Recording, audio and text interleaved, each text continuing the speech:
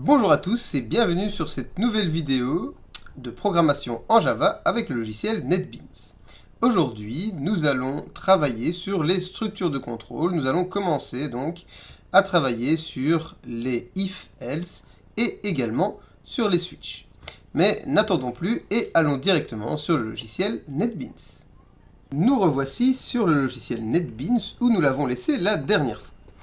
Alors, tout d'abord, un petit mot sur l'utilité donc de ces structures de contrôle if-else. Eh bien, en programmation, nous pouvons utiliser des calculs et différentes opérations comme nous avons fait la dernière fois, et donc nous pouvons utiliser en quelque sorte notre langage de programmation comme une gigantesque calculatrice. Bon, ce n'est quand même pas le premier intérêt, nous aimons bien faire différentes choses avec ça, et on aime bien avoir plusieurs possibilités. Alors le if-else, comment cela fonctionne-t-il? Eh bien tout simplement, la traduction du if-else en français, eh bien ça donne le si, sinon. Qu'est-ce que ça veut dire? Ça veut dire que, comme vous pouvez le voir détaillé ici, eh bien c'est tout simplement un fonctionnement qui dit que si une condition est respectée, on va faire une série d'instructions, et si cette condition à l'inverse n'est pas respectée, on va faire une autre série d'instructions. Donc, pourquoi faire cela? Eh bien, tout simplement parce que justement, en fonction des valeurs de certaines variables, en fonction de telle ou telle situation, on a envie de faire une chose ou bien une autre. D'où le fonctionnement.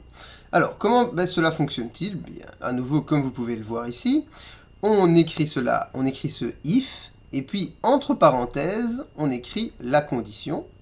Et si cette condition est respectée, à ce moment-là, le programme va effectuer les instructions qui se trouvent entre les accolades. A l'inverse, si la condition n'est pas respectée, eh bien, il ne rentre pas dans le if et il n'effectue pas les instructions. On a le choix ensuite d'écrire ou de ne pas écrire le else, donc le sinon, c'est-à-dire qu'on peut tout simplement faire un si une condition est vérifiée, fait ceci, et puis le programme continue son cours tout simplement. On n'est pas toujours obligé d'écrire un sinon. Si on écrit un sinon, eh bien tout simplement, il va effectuer les instructions si la condition qu'on avait mis pour le if n'est pas vérifiée. Après cela, on peut créer plusieurs if-else imbriqués. C'est-à-dire qu'on peut mettre si telle condition est respectée, faisons ceci. Sinon, sinon, on teste une autre condition. Si elle est respectée, on demande de faire ceci, et ainsi de suite. Mais le plus simple serait sans doute de partir directement sur un exemple sur NetBeans. Voilà. Alors, commençons le programme comme d'habitude. Donc, définissons une variable, tout simplement, i, par exemple. Voilà, je définis une variable, et puis je vais demander à l'utilisateur de rentrer une valeur pour i. Voilà, par exemple, voilà, system.out.println. Veuillez entrer une valeur. Voilà. Veuillez entrer une valeur. Donc ensuite, on va évidemment aller lire cette valeur au clavier, comme d'habitude. C'est-à-dire que on tape le code habituel. Voilà, point clavier, point lire int. On suppose que c'est un entier. Hein. Bon, ça n'a pas grande importance ici. Voilà. Et alors maintenant, eh bien, je vais tout simplement faire un test sur cette valeur. C'est-à-dire que je vais tester, par exemple, si elle est positive ou négative. Donc, je mets le if, et à l'intérieur des parenthèses qui se trouvent là, je vais mettre ma condition. Donc, ma condition, si elle est respectée ou non, quelle va être cette condition? C'est ce qu'on a vu au niveau des opérations lors de la dernière vidéo. Ça doit être une valeur booléenne. C'est-à-dire que la condition à l'intérieur du if doit être soit vraie, soit fausse. Par exemple, notre valeur i, elle peut être positive ou négative. Donc, si elle est négative, par exemple, je vais mettre plus petit que 0. Voilà. Alors ensuite, je vais mettre entre accolades, après ceci. Donc, vous voyez que je n'ai pas mis de point-virgule ici, au niveau du après le if. C'est-à-dire que le if ne termine pas l'instruction. Ce qui termine l'instruction, ce sont les accolades ici. Donc, on ne met jamais de point-virgule ici après le if. J'ai oublié de dire que c'était le i qu'on entrait ici au clavier. Voilà, c'est pour ça qu'il me le souligne en rouge. Donc voilà, si i est inférieur à 0, par exemple, je vais afficher, vous avez entré une valeur négative, pourquoi pas. Voilà. Donc, comme ceci, vous avez entré une valeur négative. Voilà, comme ceci. Et maintenant, bah, sinon, donc c'est-à-dire que je vais taper le else, comme ceci. Voilà. Et donc, à ce moment-là, pareillement, bah, je mets des accolades ici. Et je vais taper mon instruction dedans. Donc, else, ça veut dire que la condition est fausse. Donc, la condition ici est fausse. Donc, si i n'est pas plus petit que 0, forcément, il est plus grand ou égal à 0. Donc, je vais mettre, vous avez entré une valeur positive ou nulle, par exemple. Voilà. Et bien maintenant, bah, tout ce qu'il nous reste à faire, c'est tout simplement tester le programme, comme ceci. Donc j'enregistre et je teste le programme. Donc, que va-t-il m'afficher? Eh bien, comme vous pouvez le voir ici, il me demande d'entrer une valeur. Donc je vais par exemple rentrer -4. Il me dit, vous avez entré une valeur négative. Cela veut dire que j'ai tapé le -4, le -4 est allé dans le i, et là il a testé si le i était plus petit que 0, or -4 est bien plus petit que 0, donc il est rentré dans mes accolades ici, et il a effectué l'instruction qui est là, c'est-à-dire qu'il l'a écrit, il a affiché, vous avez entré une valeur négative. Recommençons, et cette fois-ci entrons une valeur positive, par exemple 45, il me dit vous avez entré une valeur positive ou nulle. Et voilà comment cela fonctionne. Maintenant, comme je vous l'ai dit, on peut faire plusieurs if-else imbriqués, d'accord? C'est-à-dire que par exemple ici, ben, je vais au lieu d'afficher else if, else tout court, je vais afficher else if, et je vais taper ici, entre parenthèses, ben, par exemple, si i est plus grand que 0, à ce moment-là, je vais lui demander d'afficher, vous avez entré une valeur positive, et puis je peux à nouveau retaper un else, qui va cette fois-ci être le cas où cette condition-ci est fausse, et cette condition-ci est fausse aussi. Donc forcément, le cas où on a une valeur nulle, tout simplement.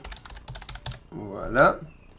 Donc, vous avez entré une valeur nulle.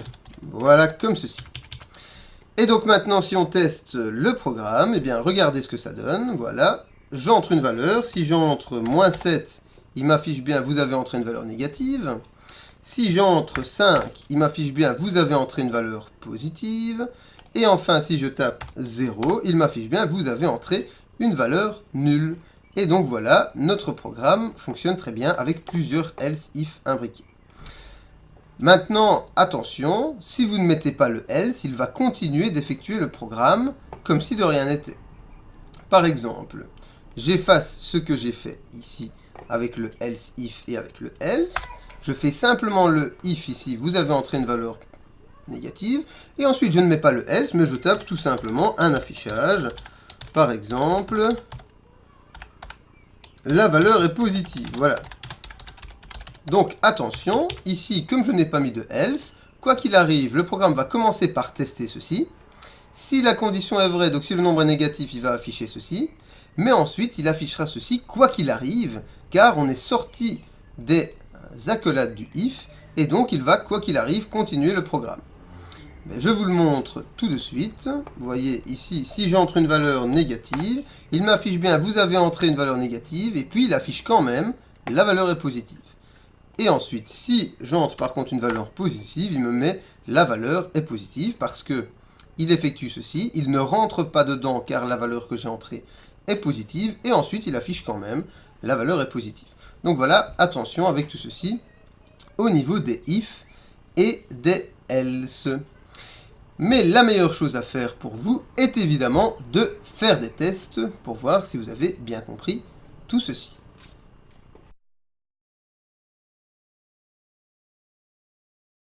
Pour ce premier exercice, je vais vous demander quelque chose de très simple.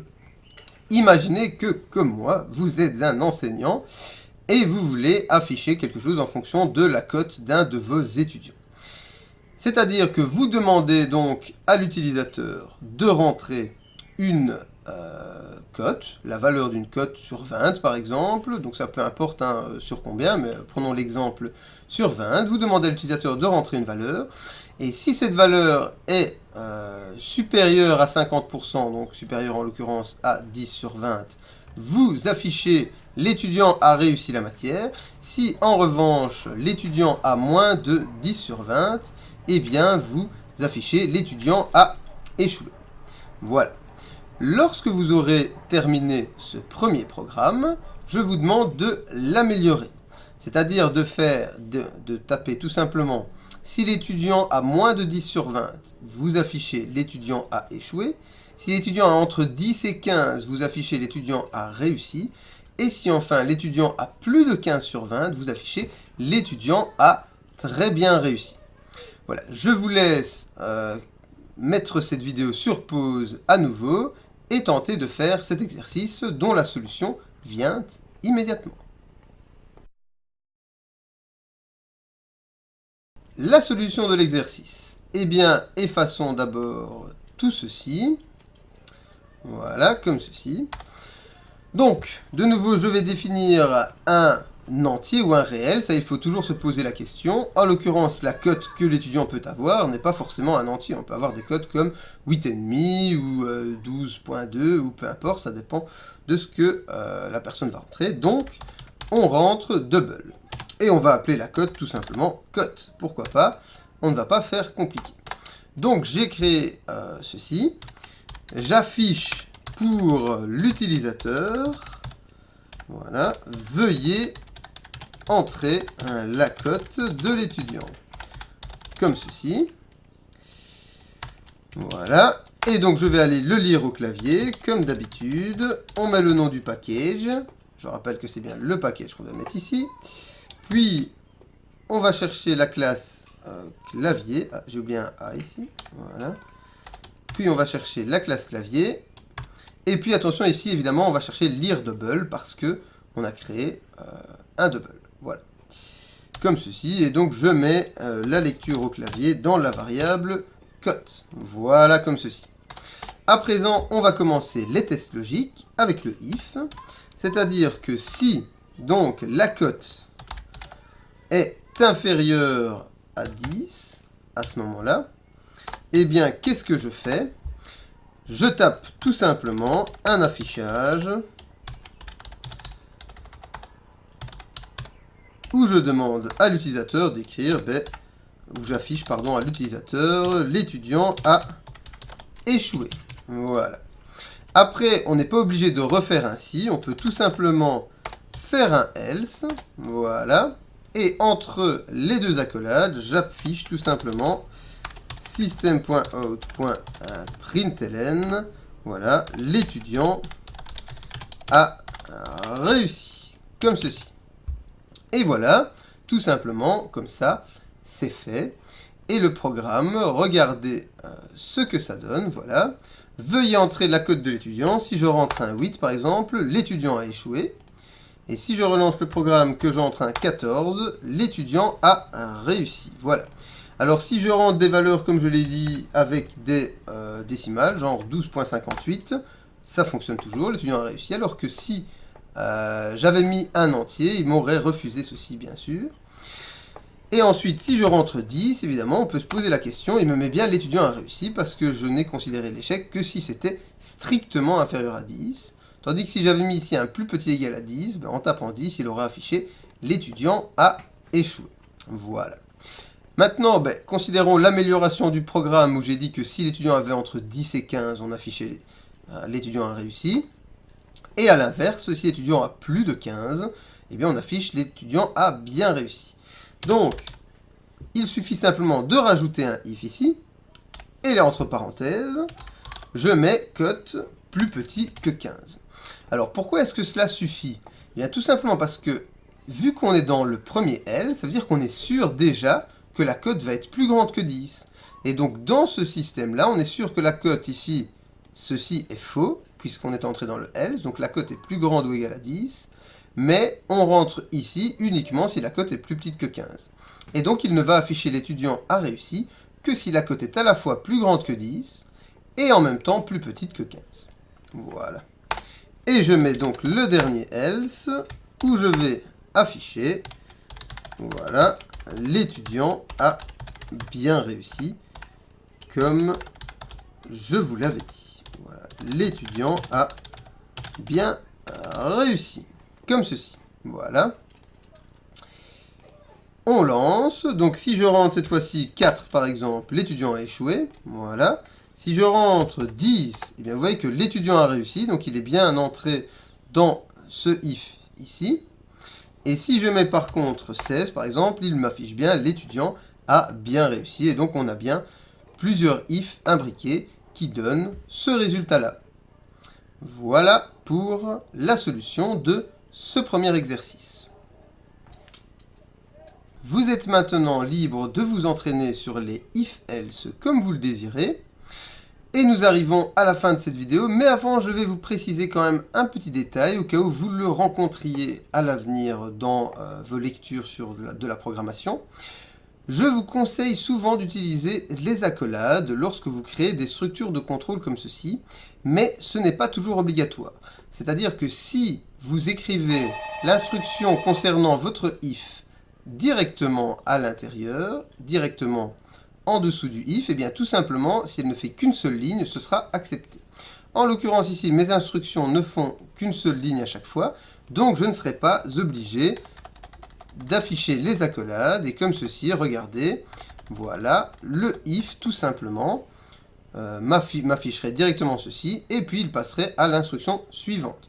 Mais donc faites attention si vous utilisez ça, parce que si vous affichez par exemple un nouveau, ici, system.out.println de quelque chose, test par exemple, voilà, et bien cela ne fonctionnera pas parce que vous voyez qu'il met le else en rouge parce que on a des instructions qui font 2 lignes de code, d'accord? Donc ce que je vous conseille, c'est de constamment utiliser la double accolade à chaque fois, quelle que soit l'instruction de contrôle que vous utilisez, vous éviterez comme cela de faire des erreurs et ce sera toujours plus clair à la fois pour vous et pour les personnes qui pourraient lire votre programme. Merci de m'avoir écouté et à très bientôt pour la prochaine vidéo où nous verrons le switch case.